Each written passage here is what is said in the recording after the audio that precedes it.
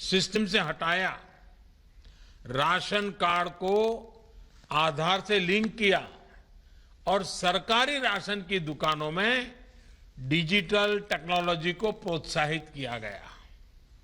आज परिणाम हमारे सामने हैं। भाइयों और बहनों, 100 साल की सबसे बड़ी विपत्ति सिर्फ भारत पर नहीं, पूरी दुनिया पर आई है, पूरी मानव जात पर आई है। आजीविका पर संकट आया, कोरोना लॉकडाउन के कारण काम धंधे बंद करने पड़े, लेकिन देश ने अपने नागरिकों को भूखा नहीं सोने दिया। दुर्भाग्य से दुनिया के कई देशों के लोगों पर आज संक्रमण के साथ साथ भूखमरी का भी भीषण संकट आ गया है। लेकिन भारत ने संक्रमण की आहट के पहले दिन से ही इस संकट को पहचाना और इस पर काम किया। इसलिए आज दुनिया भर में प्रधानमंत्री गरीब कल्याण अन्न योजना की प्रशंसा हो रही है। बड़े बड़े एक्सपर्ट इस बात की तारीफ कर रहे हैं कि भारत अपने 80 करोड़ से अधिक लोगों को इस महामारी के दौरान मुफ्त अनाज उपलब्ध करा रहा है। इस पर 2 लाख करोड़ रुपए से अधिक यह देश खर्च कर रहा है। मकसद एक ही है, कोई भारत का मेरा भाई बहन, मेरा कोई भारतवासी भूखा न रहे। आज 2 रुपये किलो गेहूं, 3 रुपये किलो चावल के कोटे के अतिरिक्त हर लाभार्थी को 5 किलो गेहूं और चावल मुफ्त दिया जा रहा है।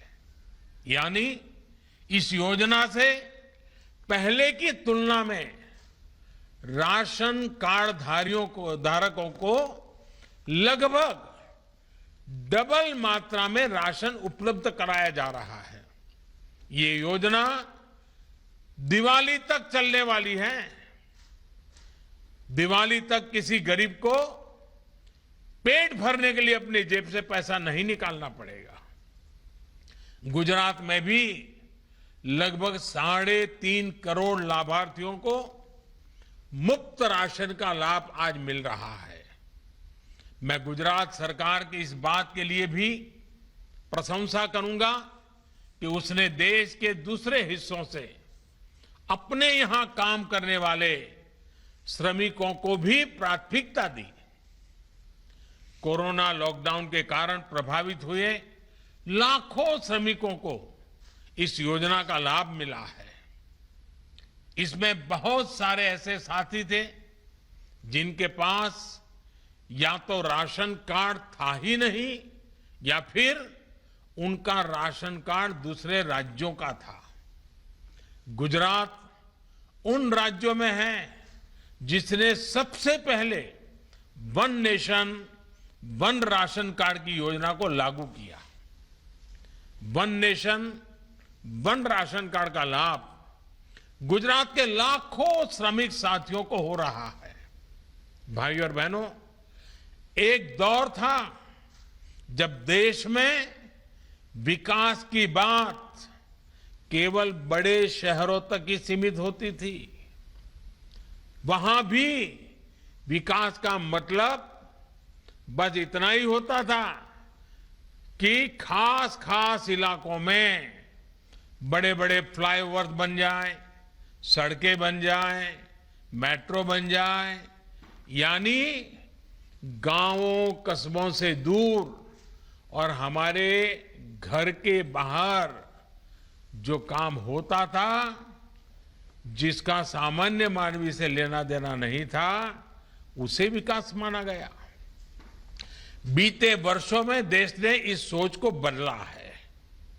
आज देश दोनों दिशाओं में काम करना, 2 पटरी पर चलना चाहता है। देश को नए इंफ्रास्ट्रक्चर की भी जरूरत है।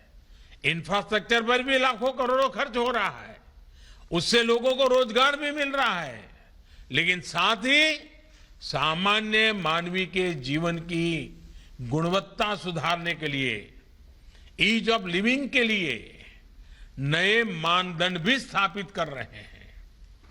गरीब के सशक्तिकरण को आज सर्वोच्च प्राथमिकता दी जा रही है।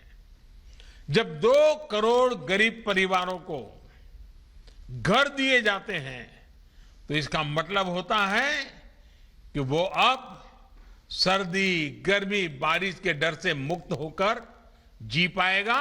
इतना ही नहीं, जब खुद का घर होता है ना, तो आत्मसम्मान से उसका जीवन भर जाता है, नए संकल्पों से जुड़ जाता है और उस संकल्पों को साकार करने के लिए गरीब परिवार समेत जी जान से जुड़ जाता है, दिन रात मेहनत करता है।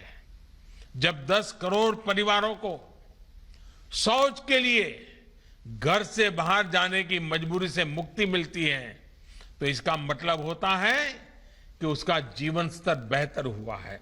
वो पहले सोचता था कि सुखी परिवारों के घर में ही टॉयलेट होता है, शौचालय उन्हीं के घर में होता है, गरीब को तो बेचारे को अंधेरे का इंतजार करना पड़ता है, खुले में जाना पड़ता है। लेकिन जब गरीब को शौचालय मिलता है तो वो अमीर की बराबरी में अपने आप को देखता है, एक नया विश्वास पैदा होता है। इसी तरह जब देश का गरीब जनधन खाते के जरिए बैंकिंग व्यवस्था से जुड़ता है, मोबाइल बैंकिंग गरीब के भी हाथ में होती है, तो उसे ताकत मिलती है, उसे नए अवसर मिलते हैं।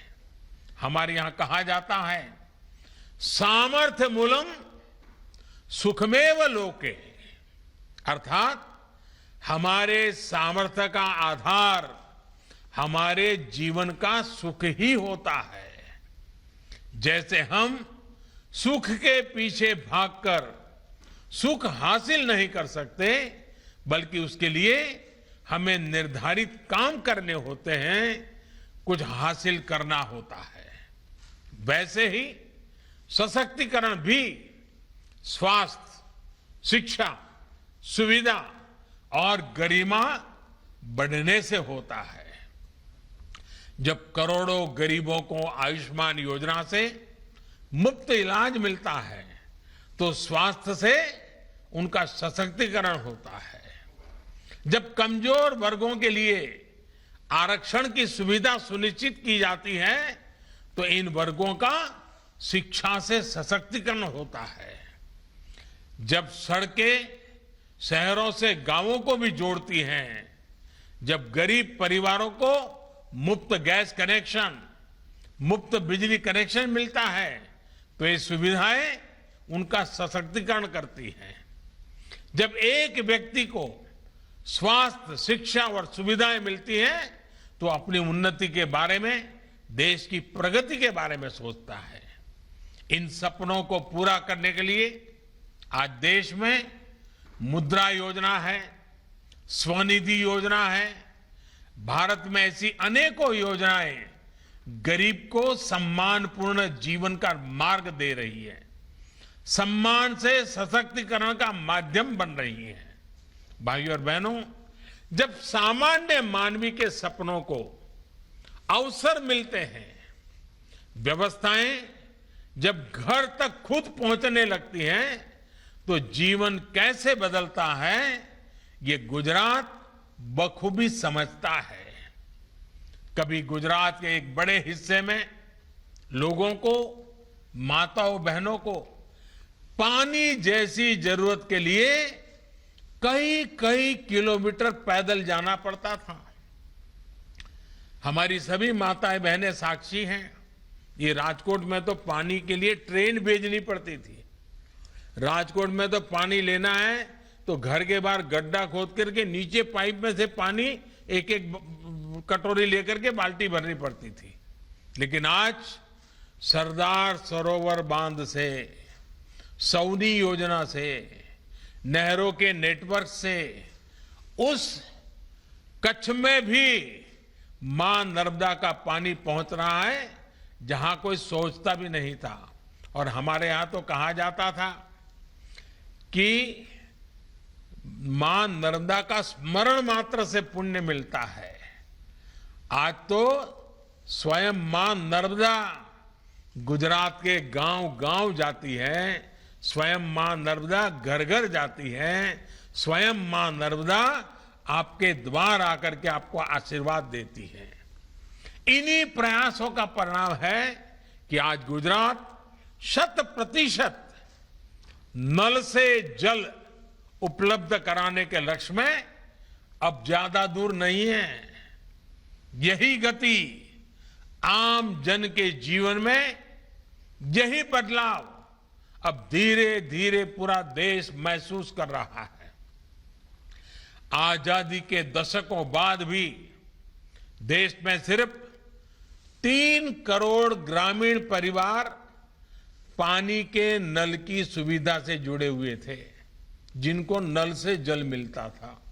लेकिन आज जल जीवन अभियान के तहत देश भर में सिर्फ 2 साल में, 2 साल के भीतर 4.5